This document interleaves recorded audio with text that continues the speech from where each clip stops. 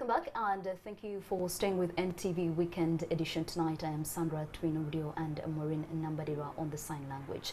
Now, since the signing of the Sugar Act into law, there have been several developments in the sector.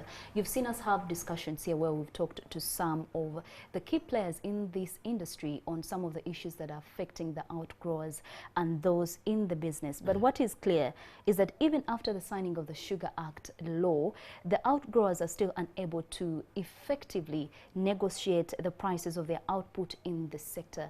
And this has seen some in Mayuge and Kinyara ban the cane in an attempt to create uncertainty and hopefully lead to an increment in the prices. So tonight we speak to David Livingstone, who's also, by the way, an MP elect for Buteme constituency that is in Jinja. Welcome to Talk of the Nation tonight. Thanks for having me. First and foremost, congratulations on your new post. Thank you very much. And we also know you double as an outgrower. Yes. And tonight we're privileged to be talking to you about these issues that affect outgrowers in the country. Yes. First things first, signing of the Sugar Act into law, has that resolved most of the issues that you've had as outgrowers?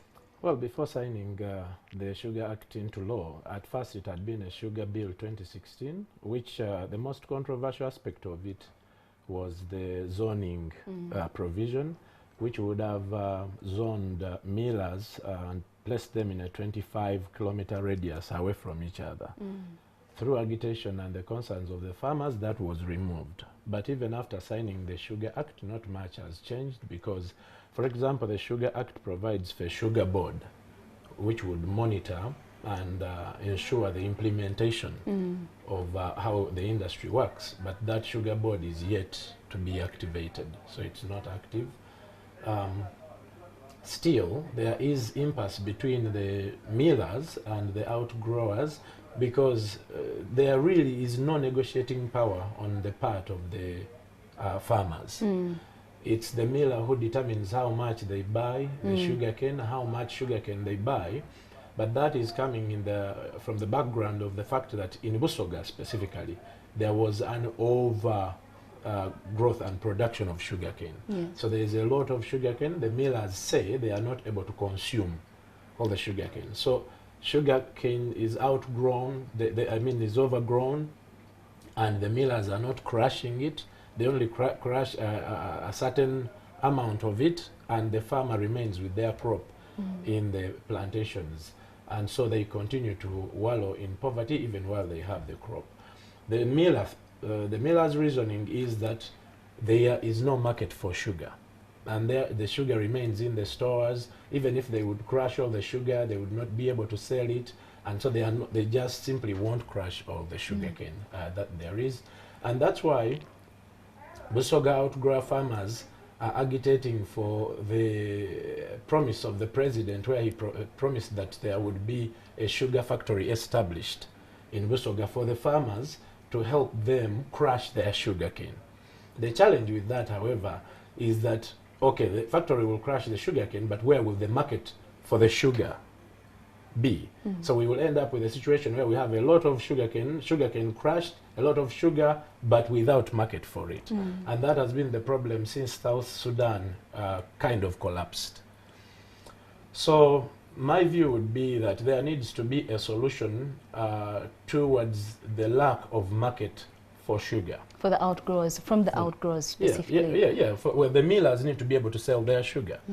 Part of the solution to that would be that some of the sugar should be exported and sold. I mean, we have the East African Common Market.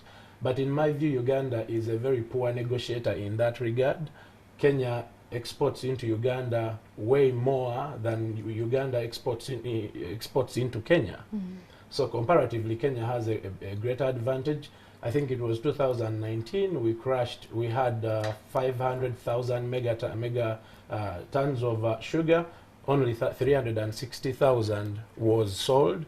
We had 140,000 that remained.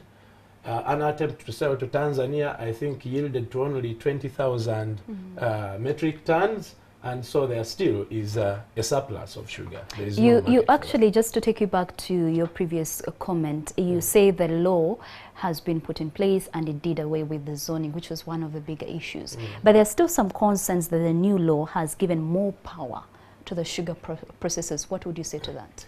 Yeah, I think that it's not a balanced discussion between the miller and the outgrower. The outgrower has to depend on the mercy of the miller. The miller can wake up one morning and decide and say, I'm buying a ton at 70,000, and the outgrower can do nothing about that. The outgrower kind of has to beg the miller to take their sugar cane. And so before you supply sugar cane to a miller, the miller has to allow you to supply to them by issuing you a supply permit. And what the miller simply does is to not give you a permit, and you'll have your sugar cane, you'll cry for a permit, and you'll not get that permit. And it is at the miller's discretion to issue a permit. There's also talk of the sugarcane growers who have about 6 acres being pushed out of business and leaving it to the medium and large scale farmers being able to partner with the bigger industries. What does that really mean, and is it fair? Would you say it is fair? Well, in a free market economy, I mean, people have their land. One would assume that they have every right to use their land however they see fit. The challenge was that at a certain point, sugarcane was really selling. A ton of sugarcane was at 180,000. That was when we were still selling sugar to South Sudan. When South Sudan collapsed, the prices of sugarcane went down.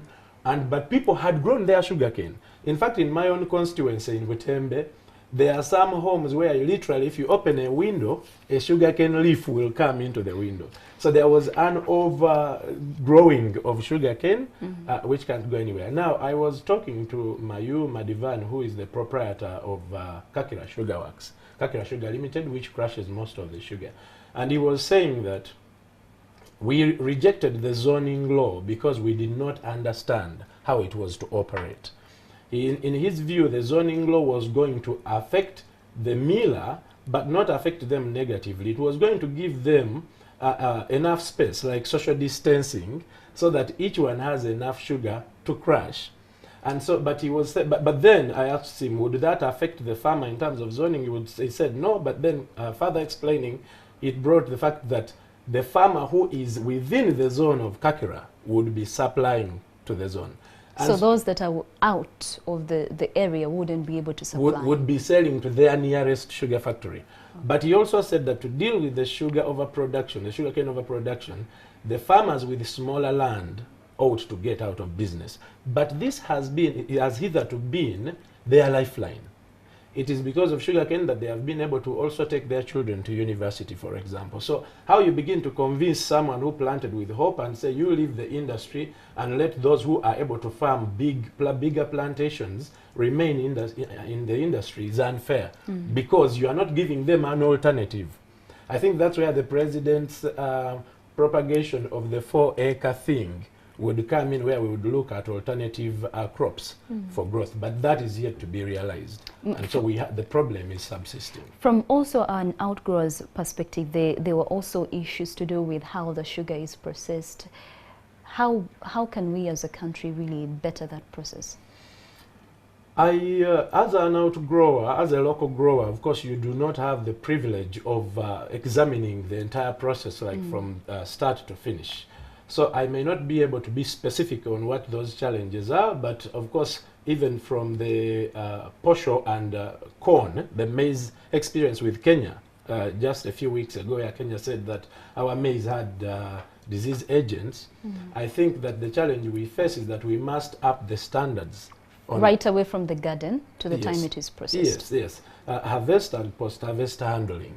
Because when you are at the yard where we offload the sugar, the sugarcane from, you will see that the sugarcane is offloaded in whichever way it comes. When Kenya had allowed us to sell some of our sugarcane there, they brought that, but with standards that almost required that you wash your sugarcane with detergent. So I think that by and large, the Ugandan farmer needs to better his game in order to be able to appeal to the market beyond themselves. Now, on a more contentious issue, we've had that regional politics in Busoga played quite a huge role in the way the law was passed. Is this true? And if not, what really happened? I think it did, because the challenge we have is that the sugarcane growing fraternity itself has not had leverage in terms of negotiation. And so that has been hijacked by political players and big wigs in Busoga to an extent that even people who do not understand how sugarcane growing works are the ones who have leverage and who get bigger permits for delivery. So even when the law was being negotiated, there was involvement of the local farmer, but the degree to which they influenced the outcome of the law was still wanting.